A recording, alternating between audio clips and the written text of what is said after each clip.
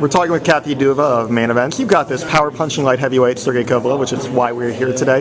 How much of a blessing is it for a promotional company to have a power puncher who captures the attention of the public the way that Sergey has? It's been a long time, let me tell you. We've had some great fighters come to the Main Events, but Sergey Kovalev is going to be, by the time his career is over, he's going to be up there with the very best of them. How did Sergey end up with your company? Had you scouted him, or had they reached out to you? Aegis Klemas, his manager, reached out to us. Apparently he had brought him to a lot of promoters who for some reason did not, I guess they didn't bother to look at him. Aegis said, please just take a look at him, put him on a card, we'll put him in with anybody. And so we said, okay, Sergey had trouble with Darnell Boone at some point in his career. Everybody does. Everybody does. So we'll find out if he got better. Let's put him in with Darnell Boone. And he said, okay. So we did it. We figured, hey, it can't be a bad fight, right?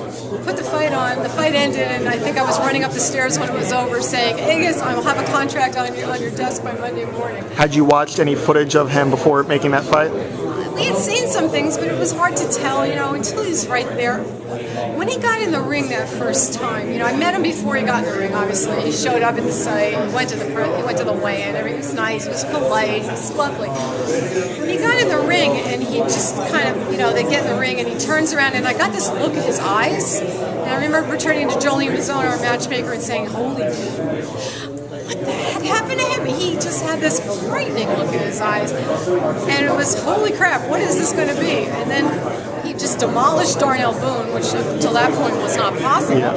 And I remember Russell Peltz comes running up to me, no better judges of talent in boxing, and he said, who wouldn't you put this guy in with? And I said, I can't think of anybody. So we ran up and said, well, we'll have a contract to you on Monday, and we did. That's a high praise, and beating Darnell Boone that way is something that isn't done. But there's also a big difference between Darnell Boone and being the light heavyweight title holder about to fight for a championship.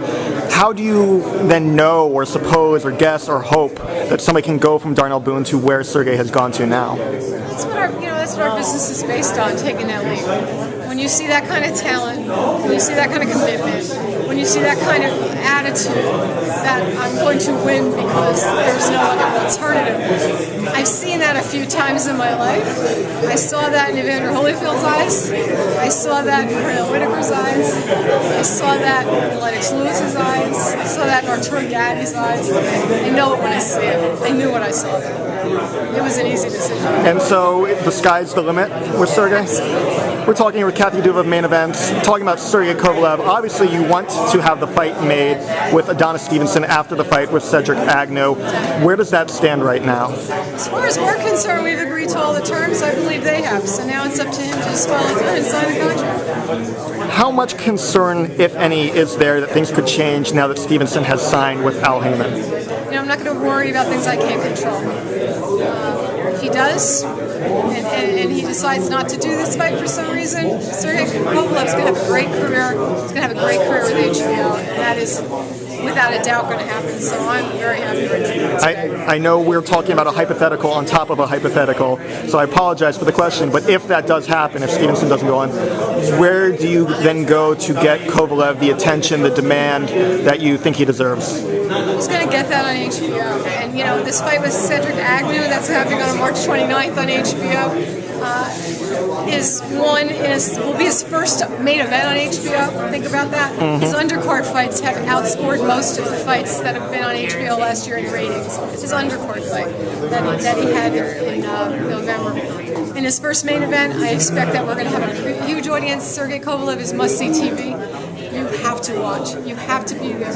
I don't think since Mike Tyson there's been a fighter who's been so compelling, who's been so ferocious, who can really live up to that moniker, baddest man on the planet. That's what Sergey Kovalev is. Do you feel like what's happened with Gennady Golovkin has kind of been a blueprint that you can follow in terms of building up a fan following for Sergey Kovalev? I think the activity is very important. Yeah. But more than anything, it's Sergey and his mentality.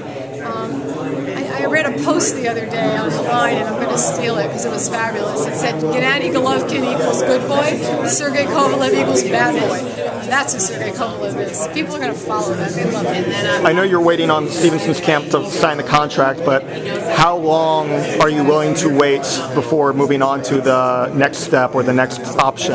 Sergey has a fight scheduled for March 29th, and as I keep emphasizing, I've seen too many people look past the guy in front of him because they were looking at somebody down the line. So we are going to do everything we can to focus Sergey's attention on the fight that he has in front of him. By the time that fight happens, I have absolutely no doubt that HBO will have made it clear to the other side that they're going to have to make up their minds. If they decide for some reason not to go through with the deal they've agreed to, then we will move on. But I am expecting they will because Adonis is out there saying that he's going to beat Sergey. So I think it's a wonderful thing. You should come and try. Is there a drop dead date then for? You have to ask HBO. Okay. That's not my decision. But obviously you'd be willing to wait because that is the biggest fight that you could make. No, he's fighting on March 29th. By March 30th, I am going to know whether or not Adonis Stevenson is fighting Sergey Kovalev next. And if he's not, we move on. Okay, so that pretty much is your drop dead date then. That's mine, yeah. Okay.